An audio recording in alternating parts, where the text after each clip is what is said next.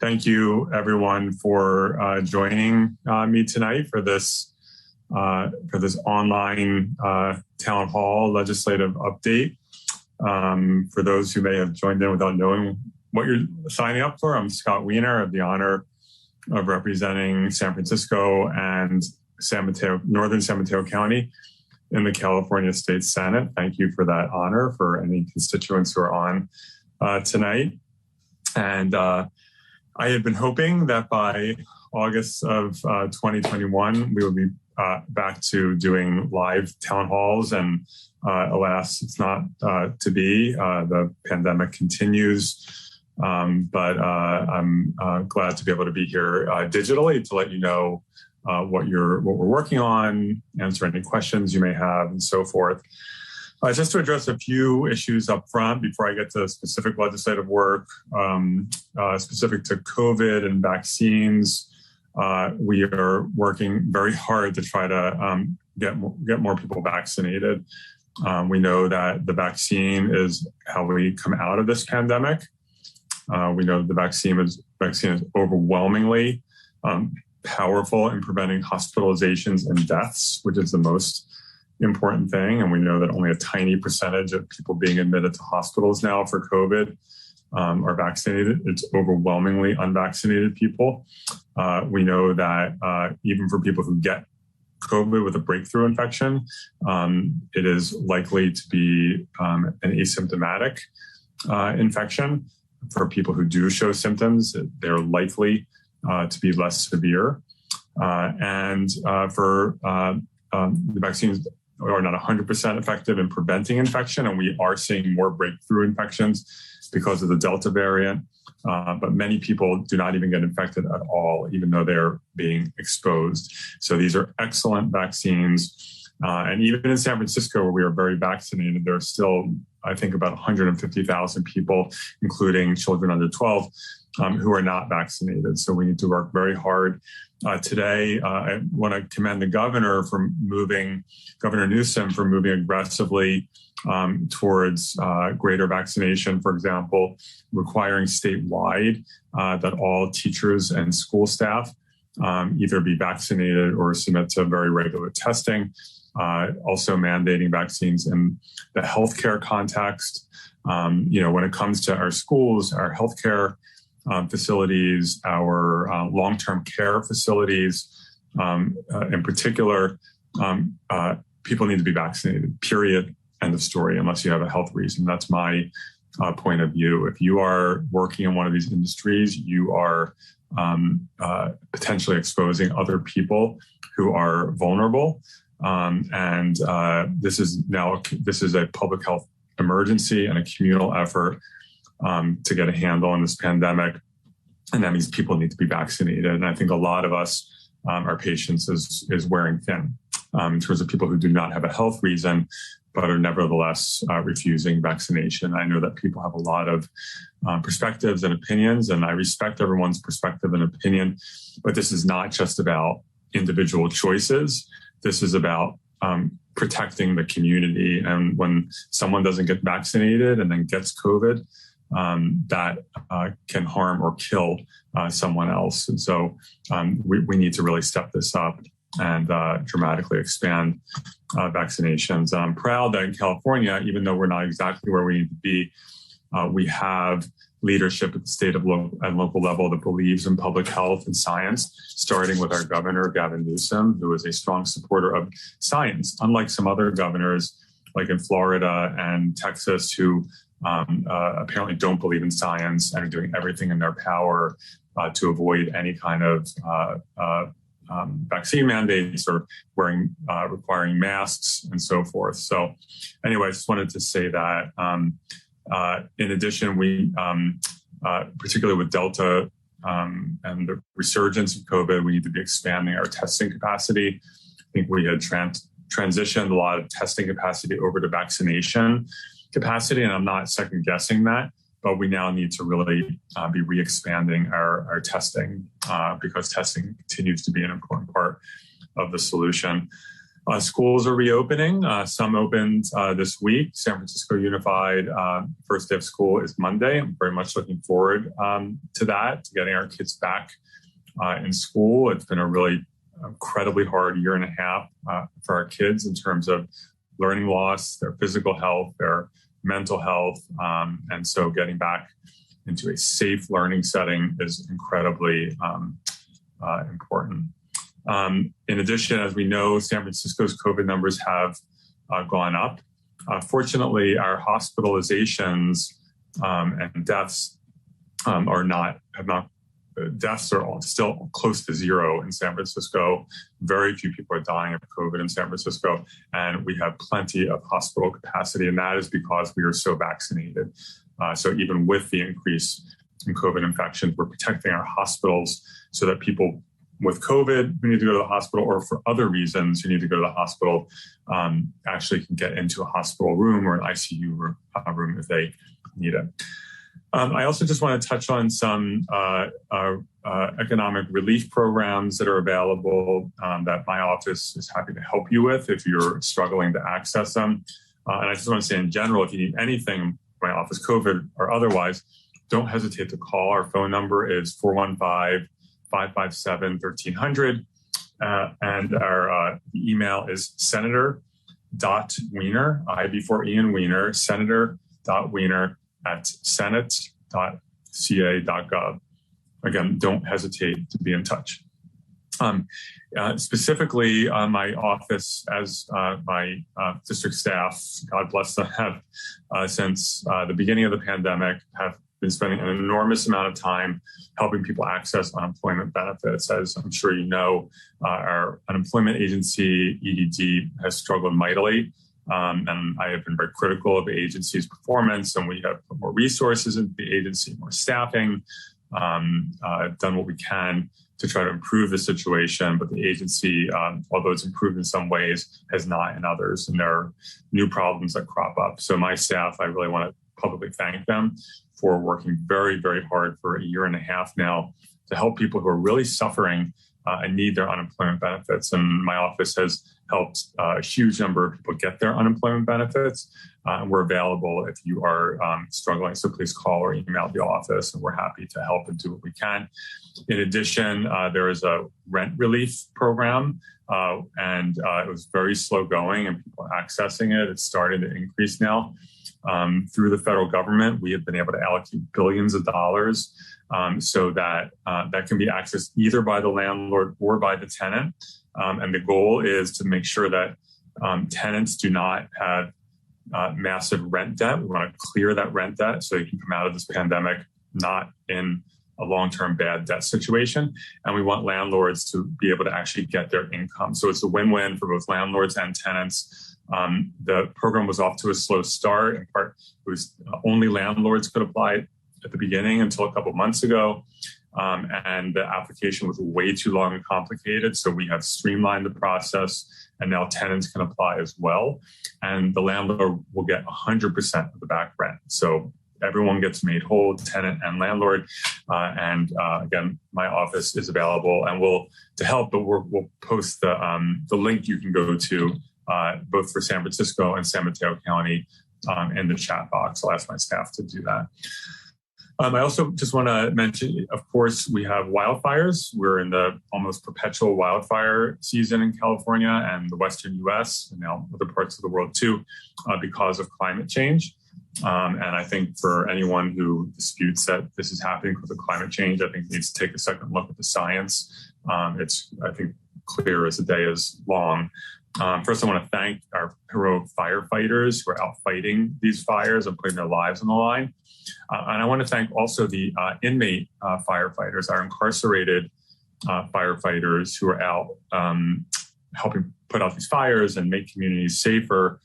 We passed legislation either last year or the year before to allow these inmate firefighters, when they're released, to expunge their records so that they're eligible to become paramedics or firefighters, which they historically have not been allowed to become. I mean, if you're out trying to keep our community safe and putting your life on the line while you're incarcerated, we owe it to you to allow you to actually have that second chance.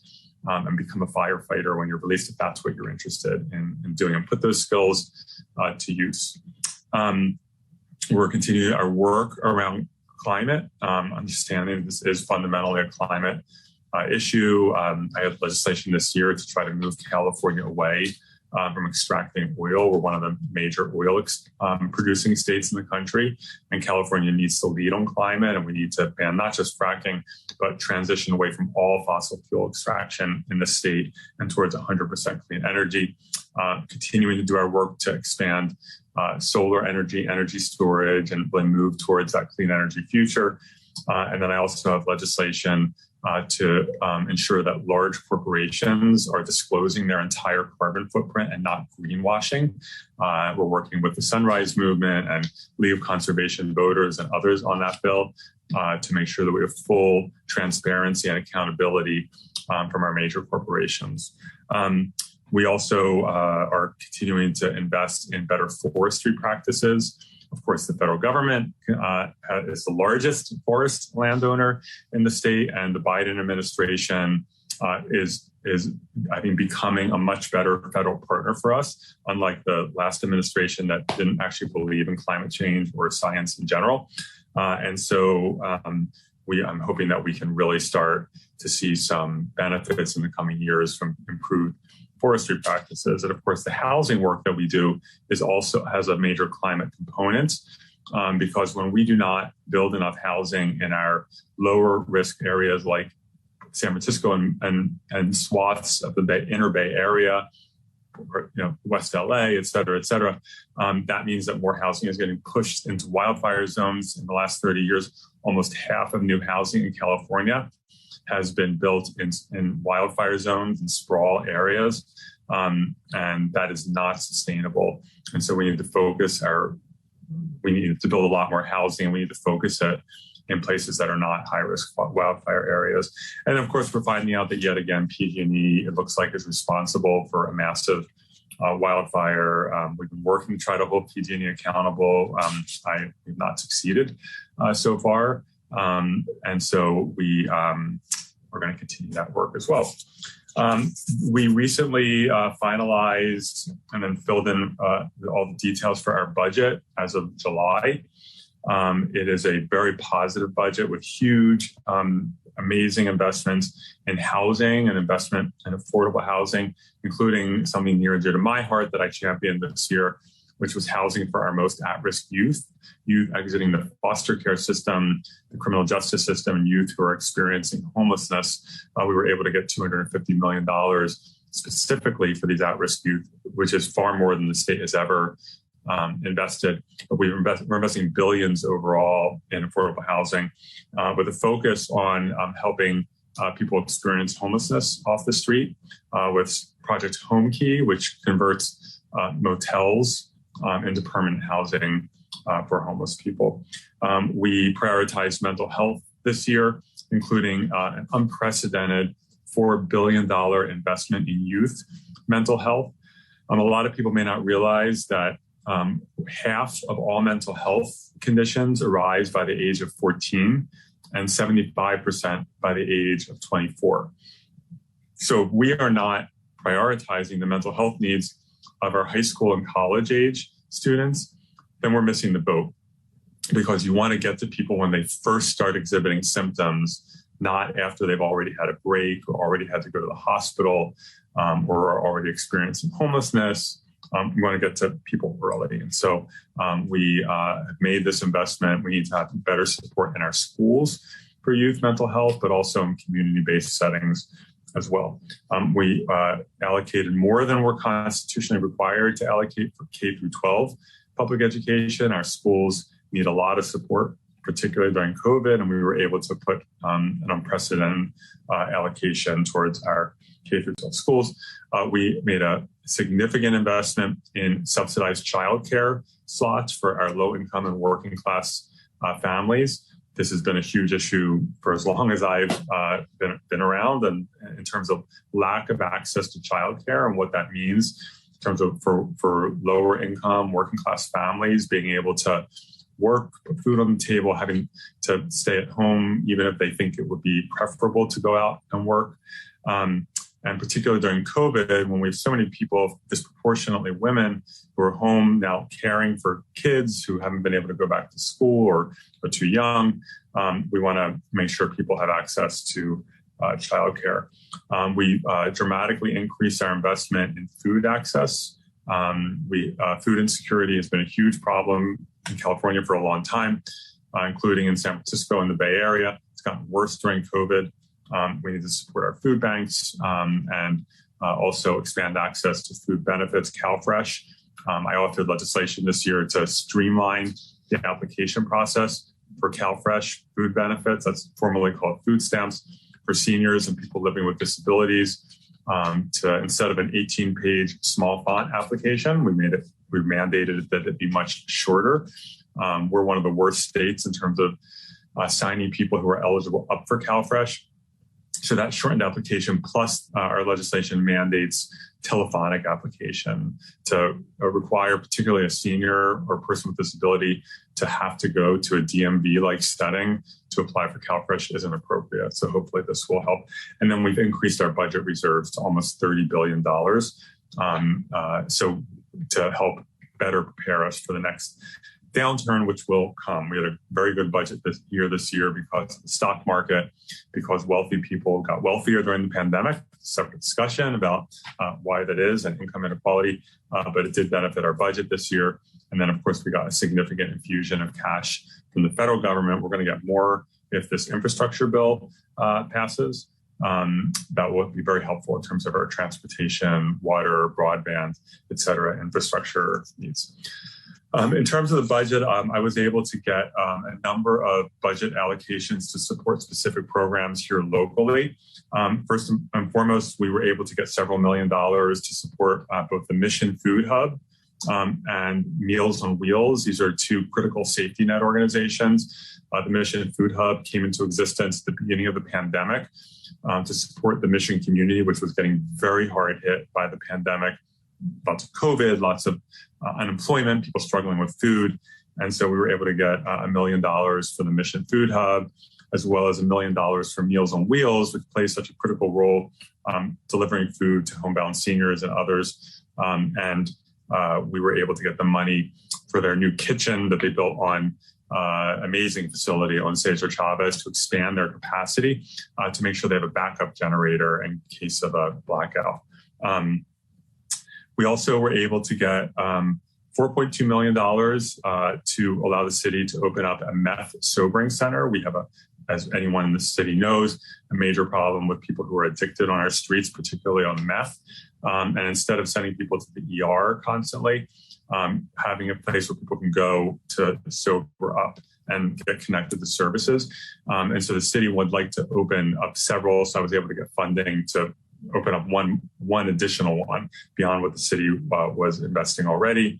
We were able to get some funding for our park system, for the Buchanan Mall and the public housing in the Western Addition, as well as for Harvey Milk Plaza, funding for the Chinese Cultural Center in terms of a project they're putting together for anti-AAPI hate projects, artists doing that work. So we're supporting that. And then funding for the LGBTQ International Music Center being created on Valencia Street by San Francisco Gay Men's Chorus. So a lot of great local investments. We are also, of course, we continue to do our work around legislation. I have 11 bills moving forward right now in the Assembly that are nearing the finish line, and knock on wood, get as many as possible through. We have several bills to try to expand housing production in California, including Senate Bill 10, Senate Bill 478, to try to just make it easier and to get rid of some of the obstructions to creating more housing in sustainable areas. I also just want to say a few of bills that I authored that are law as of a few years ago are reaping a lot of benefits now. In 2017, I authored Senate Bill 35 that streamlines housing approvals.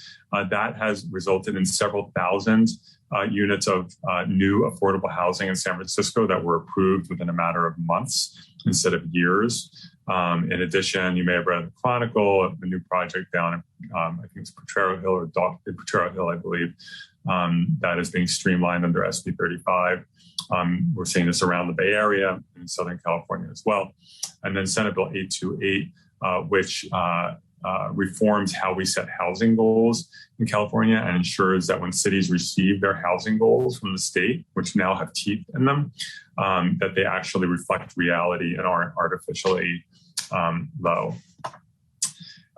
So we're also doing a lot of work around mental health. And I mentioned the work in the budget, but we have legislation to ensure that people who have insurance can actually access that insurance to get mental health treatment. Last year, I authored a landmark law, SB 855, that really creates strong, what we call mental health parity, which is the notion that mental health is the same as physical health. And insurance companies historically have treated mental health as not the same and not giving the same level of coverage, but we know that mental health is physical, right? It has to do with the chemistry of your brain. And so a lot of times insurance companies were saying, we're only going to cover mental health treatment if it's crisis treatment, like you're on your way to the hospital, you're already having a break. And that's, of course, way after you want to treat people. You want to treat people when they're first showing symptoms before they have a crisis. And so we passed that last year. And so this year we have follow-up legislation to ensure that people can get timely access to mental health appointments. Because what we're seeing is that people will get a first appointment and then have to wait 2 months for their second and subsequent appointments, which is not very helpful. And so Senate Bill 221 will require that basically you follow the timing that the mental health professional says you need, which could be every 2 weeks or whatever they say. It's about what the professional thinks, not what the insurance company thinks. We're continuing to work around drug addiction and implementing new and innovative strategies, including what is proven to be a very effective approach to meth addiction. There's no medical treatment for meth addiction like there is for opioids. There's no drug or treatment you can give people, but there is a strategy called contingency management where you provide financial incentives for people on meth to get sober and stay sober. The VA has been using this strategy for a decade to great success. Same with the San Francisco AIDS Foundation.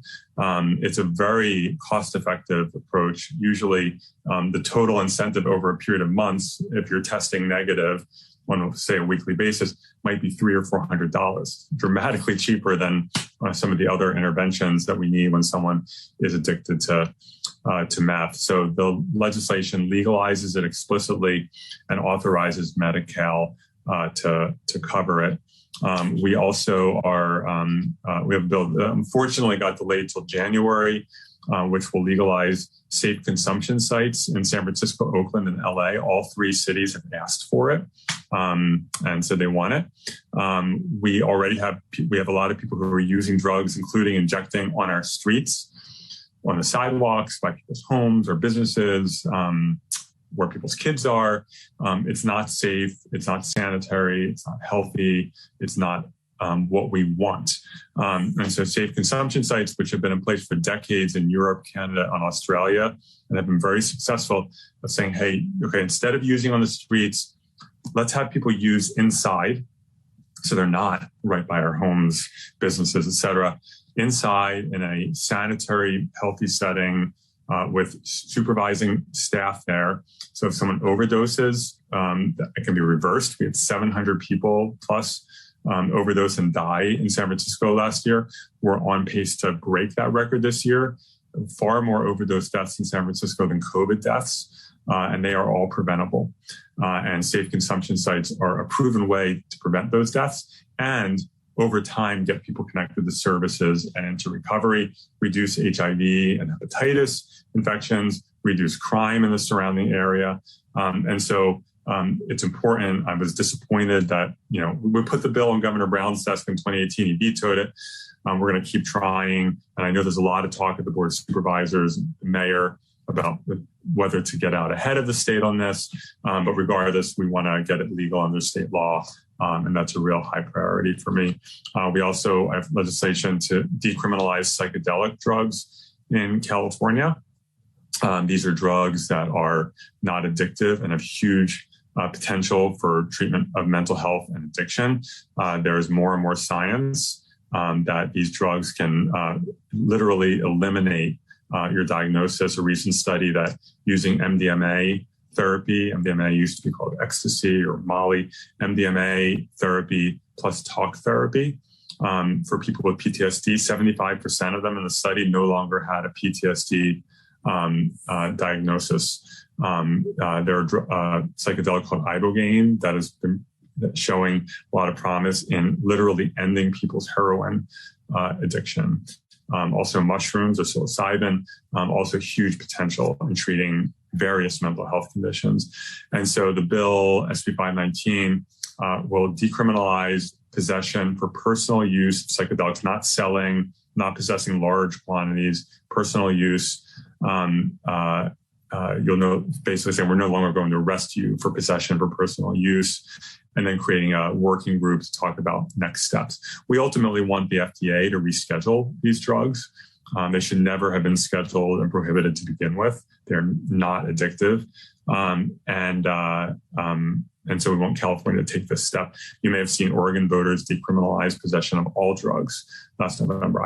I would support that.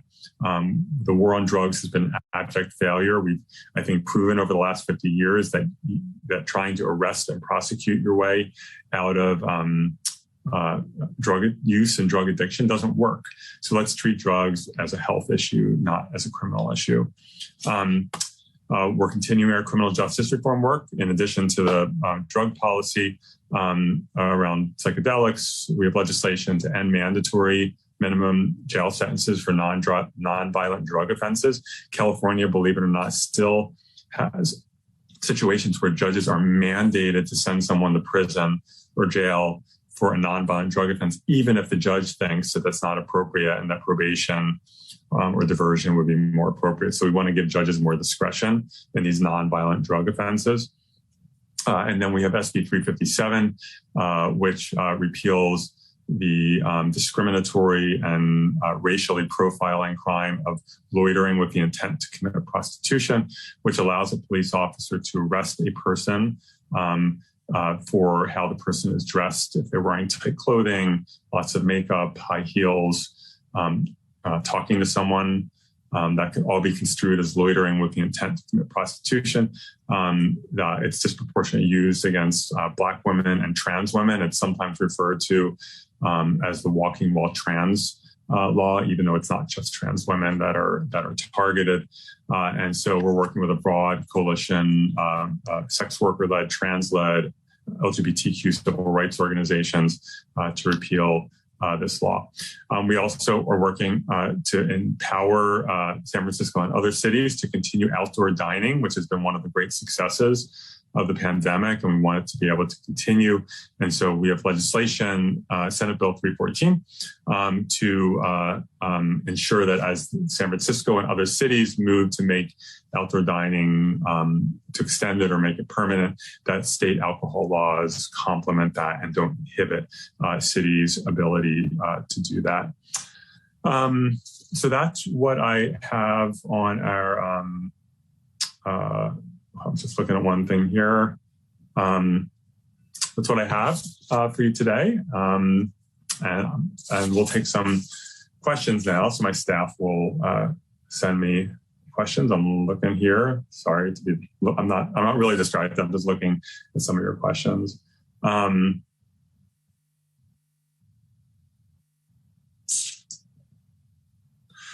So someone wrote the following: I'm interested in increased housing, especially affordable housing. Recently, I heard a panel presentation that where the panelists talked about the biggest impact an individual can have is to work against NIMBYism. How can I do that in San Francisco? That's a good question. For a long time, especially when I first was elected to the Board of Supervisors a little more than a decade ago, the people who were overwhelmingly showing up at hearings were to oppose housing, people who didn't want to see any change in their neighborhood. And one of the best things that's happened in recent years is the rise of the YIMBY, YIMBY, Yes in My Backyard movement, that counterbalances that. So yes, there are people who don't want to see change, but there are people who do want to see not just change, but they want to see new housing. And so I would encourage you to get involved with the YIMBY movement. There's local YIMBY groups here in San Francisco and other parts of the Bay Area, the statewide group. But also I would encourage you to get involved in your local neighborhood association. Before I was in elected office, I was the president of my neighborhood association. And it's really important for neighborhood associations to reflect the diversity of the neighborhood and not be only homeowners. You want both homeowners and renters, not only people who are, say, older than 50, but also younger people as well, people who might be still raising their kids or be single. It's really important just to have a real cross-section of perspectives in your neighborhood association. So I would encourage you to do that. Next question, can you explain what the consequences will be to cities that do not meet RENA requirements? So RENA is the Regional Housing Needs Allocation. It is every 8 years, every city in California receives a set of housing goals for market rate, moderate income, low income, and very low income housing. Historically, there's a lot of fighting that goes into these goals. And I went through the process once when I was in local government. It was not pretty. But historically, there's been no consequence to not meeting those goals. Cities then have to take those allocations, and when they come up with their general plan and their housing element, their planning documents, they have to plan for building enough housing to meet those housing goals. But if you didn't do it, there was no consequence. So the consequence now is I have the legislation I mentioned that I'd authored 4 years ago, SB 35, for cities that fall short of their housing goals, they become streamlined. That means they lose some land use authority. And if someone comes forward and says, hey, I want to build a project that complies with all of your rules in terms of height, density, setbacks, design, et cetera, the city must simply grant the permit within a few months. Can't go through a long discretionary process. So it creates an incentive for cities to do everything they can to meet those housing goals. In addition, I mentioned the other law that I authored, SB 828, which increased those housing goals. So San Francisco's housing goals for the upcoming cycle went from the past cycle, which was 28,000 units, to, if I recall correctly, it's now 82,000, basically tripling. So we're seeing tripling basically in the Bay Area and also in Southern California, much higher housing goals, but these are goals designed to be connected to reality, which past goals really have not been. Do we have, someone's asking about several different housing bills. SB 9, which is a bill by our Senate leader, Senator Atkins, to create statewide duplex zoning. So you could build a duplex pretty much anywhere. SB 10, it's a bill that I'm authoring, which is a voluntary tool for cities to make it much easier for city councils to zone for small multi-unit between 2 and 10 units, and to do it just in a faster, more efficient way.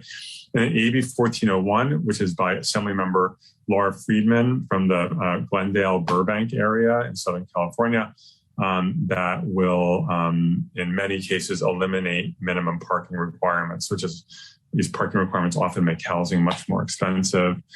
Someone's asking about the status of those bills. Those bills are currently in the Appropriations Committee in either the Senate or the Assembly. I'm hopeful that all three will make it to the floor, and I think I'm cautiously optimistic that those bills will pass, but I can never guarantee it, and I think the votes will be close.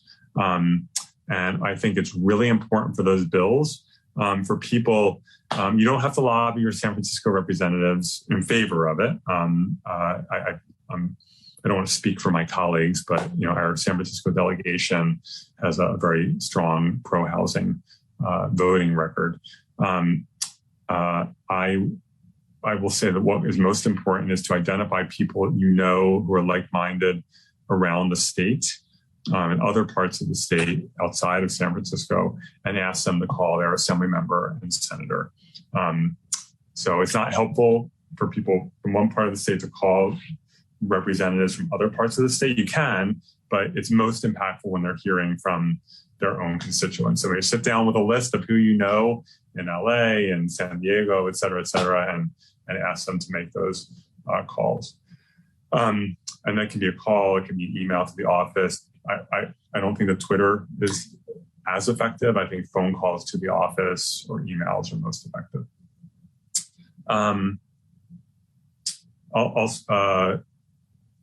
Someone asked about the 300 Sahara Project, which is the project that was in the Chronicle yesterday that's being streamlined under SB 35, the streamlining law that I authored. And, you know, I want to just, that was the project I was referring to, and I'm really glad to see that project moving forward. And that developer did apparently try to work with neighbors, and that's always a good thing to do, but sometimes it doesn't work out.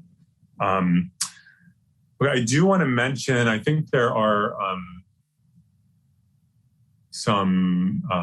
let's see something.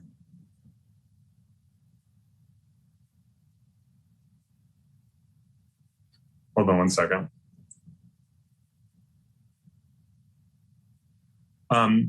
Okay, slow streets.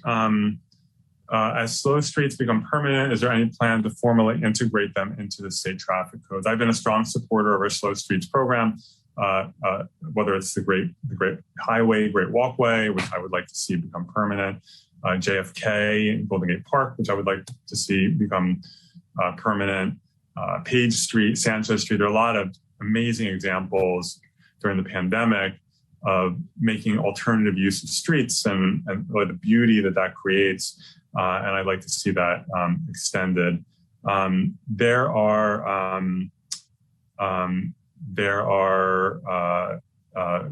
a bill pending in the legislature this year around slow streets. I'd have to look to see in terms of integrating into the traffic codes. I'm not sure about that, but thanks for flagging that. We'll take a look. Hold on one second.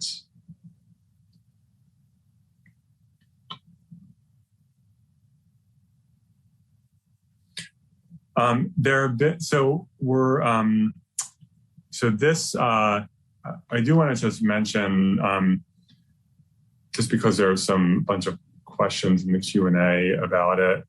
I authored a bill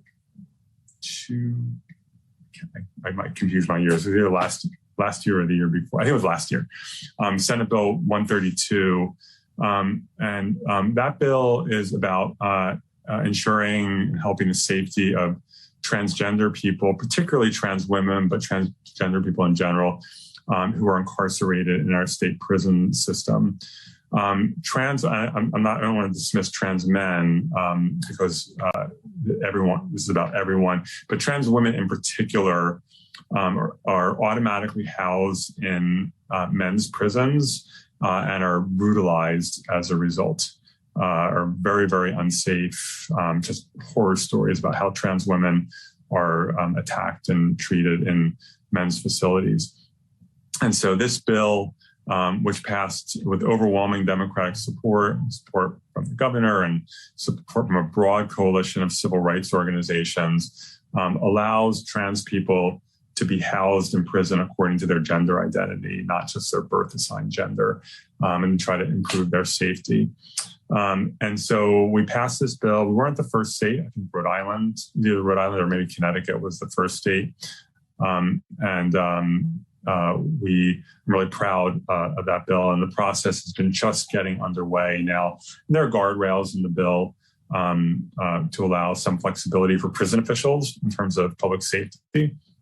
And so it's a really positive step forward. I mean, you know, trans people in this country are often treated like garbage, like not full human beings. And so we work very hard to try to make clear that here in California, as other parts of the country attack trans people, we have states that are passing laws saying that trans kids can't get health care, or that trans teenage athletes can't compete according to their gender identity.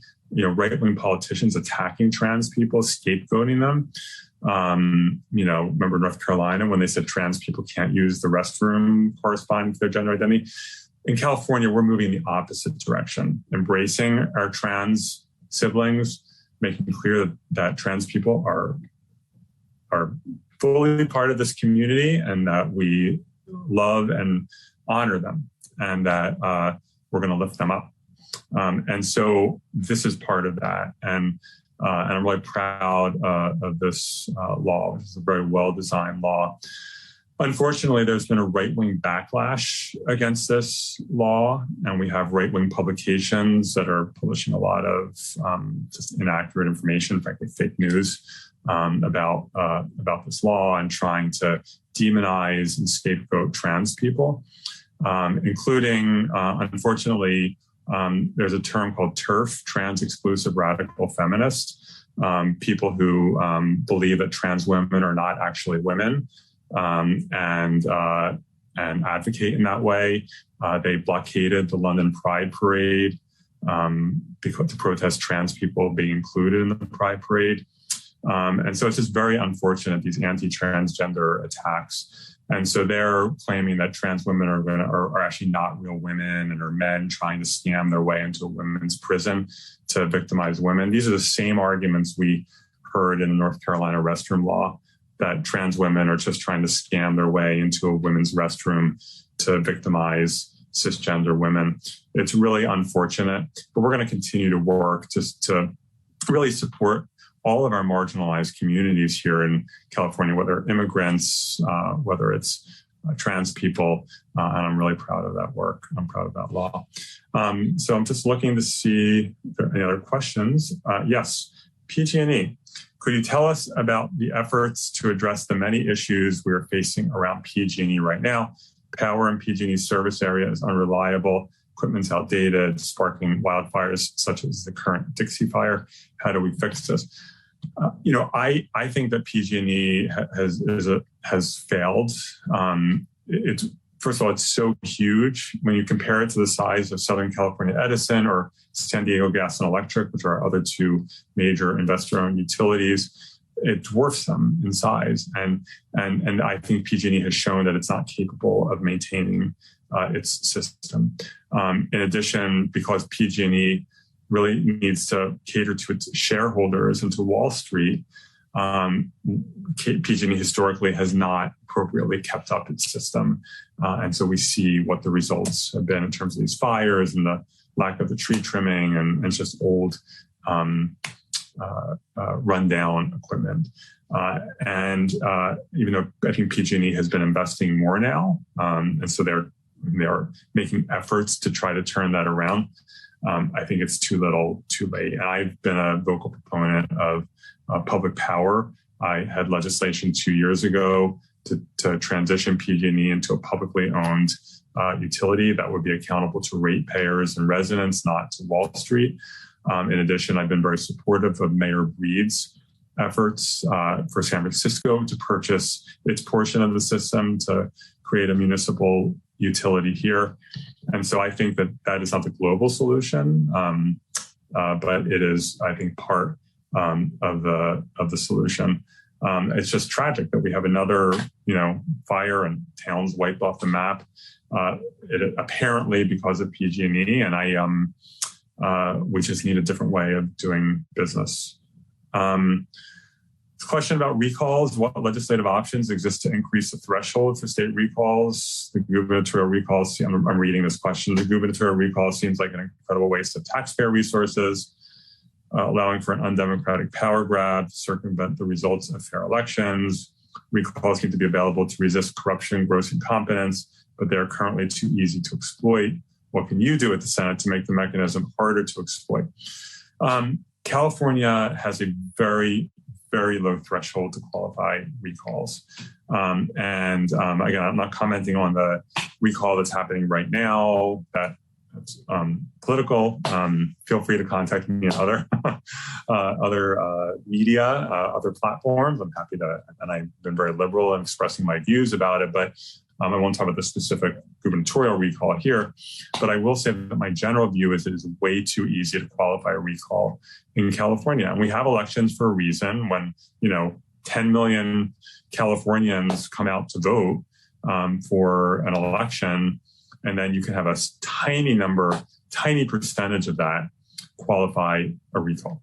And so I am of the view that we should increase the number of signatures needed. Recalls have an important place. I don't want to get rid of the recall. If someone is corrupt, if someone's, if there's a reason to recall someone, that avenue should exist, but it should not be as low a threshold as we have today. In addition, the way that it is structured is a mess. And I've gone through now, on not me being recalled, but observing the gubernatorial recall, but also a recall of a colleague of mine in Southern California, where this structure that we have a yes or no on the recall, and then the list of 10 or 50 or 100 candidates to replace the person, but the person being targeted can't even be one of those candidates. I think there's a much better argument to say just have a straight up yes or no on the recall. If the person is recalled, then the lieutenant governor would step in temporarily, and you would have a special election, say in 60 days to fill, or 90 days to fill the seat. That's just one idea. There might be others as well, but the way we're doing it now is a mess. It doesn't work. And so we need to have a recall option, but it needs to be better. In terms of how we do it, almost anything that we would do on the recall, meaningful on the recall, there are things we can do legislative, but anything meaningful would almost certainly have to be a constitutional amendment that would go to the voters. So it would not be something that we could adopt in the Senate. The legislature can send it to the voters, but ultimately the voters would have to approve it. This question, what can we do to reduce the violence against aged seniors while also not increasing the incarceration rate in California prisons? Thank you for that balanced question. Unfortunately, with the tragedies that we've seen in anti-AAPI hate and other hate crimes, we've seen an increase in hate crimes over the last 5 years. But we've really seen these attacks on AAPI people, and particularly AAPI seniors. But let's just be really clear. This is not new. It's good that people are finally, the broader public is finally seeing this violence. But we've been having attacks on AAPI seniors in Chinatown for as long as I can remember. People coming in and beating them up, robbing them. So this is not new. But what is new is that there is a much broader consciousness, which is incredibly important. And I agree, we want to address this without having the kind of 1990s backlash where just lock everyone up and mass incarceration and take money from UC and CSU to spend on building more prisons. That's not the situation. People need to be accountable, especially people who commit violent crime need to be very much accountable for their behavior. So there has to be accountability, and sometimes that will include incarceration. But we want to make sure that we're not going so far in that direction that we are having mass incarceration, which really doesn't even make us safer, but does undermine things like education and healthcare. We need to, first of all, in terms of our police, we need to have, I think, much better community policing. And in Chinatown, I know for years has been a desire just to have more community policing and beat cops. So you have cops who actually know the community, are there, are able to help, et cetera. We also need to make the police, we can't just rely on the police. The community needs to show up for each other. And so having people who are volunteers in the community just to be on the lookout for these problems. In 2006, we had a series, gay men were getting raped in the Castro. It was a nightmare. We formed a community group called Castro Community on Patrol, where there was just residents of the Castro and LGBT people not in the neighborhood who wanted to support the neighborhood, where we would just be out walking around, just keeping an eye out on people. We were also handing out whistles so that people could blow the whistle if they were getting attacked or if they saw something. And so there are ways for the community to sort of come together. And so supporting our community-based organizations and encouraging people to just be present in the community, to be on the lookout, to know when to call the police, to know when to potentially, just get involved if it's safe, and so forth. We also, of course, need to address some of the root causes of crime around education and lack of access to employment. But again, people who commit violent crimes need to be accountable for their behavior. I noticed that while we have installed recycling bins around San Francisco, a lot of people are not educated on how to recycle efficiently. In other words, not taint recycling with dirty plastic. When it comes to battling climate change, a lot of the challenge comes down to education. What do we have planned for that? Well, first of all, we need to reduce the amount of plastic that people are even having in the stream. We have legislation that we've been trying to get passed for a few years to phase out single-use plastics in California. We need to significantly reduce the amount of plastic that even need to be recycled in the first place. And I agree, people really don't always know what's compostable, what's recyclable, what's not recyclable at all. And I know that the San Francisco Department of the Environment has been trying to educate people, and maybe I'll check in with them to ask them what they're up to these days. But I think I agree with you. We need to do more because people really don't necessarily know. Okay, someone asked a question about fires and climate change, but I did talk about that earlier. We're trying to move away from fossil fuels, trying to have better approaches to forestry, trying to get the federal government to be a better partner because they are the largest forest landowner in the States, and trying to have better land use patterns where we're not moving more and more housing into wildfire zones because places like San Francisco aren't building enough housing. We need to have housing in sustainable areas. Someone is asking about the construction of the 4th Street Muni line. I assume you're referring to the Central Subway, which will go from the 4th and King area underground up through Moscone, Market Street, Union Square, Chinatown, and in the future up towards North Beach, and we hope Fisherman's Wharf. I think it's going really well. I actually just yesterday got a tour of the Union Street, what will be the new Union Street, Union Square Muni Station. It was just amazing. It's a brand new Muni Station that hasn't opened yet. It's just there.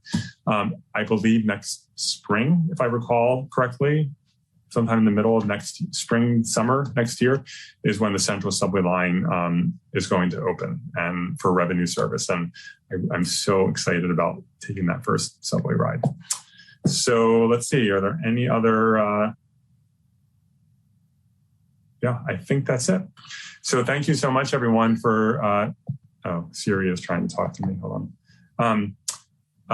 Thank you so much, everyone, for joining us tonight. Again, I'm looking forward to having a mix of digital and online town halls. It's such an honor to hold this public trust and to represent you, the nearly 1 million residents of the 11th Senate District. We work very, very hard every day. Never hesitate to reach out to me or to my staff. And again, my office number, my district office is 415-557-1300. And email is senator.wiener, I before Ian Wiener, at senate.ca.gov. And that was posted in the chat earlier. So thank you so much, everyone, and have a wonderful and safe evening.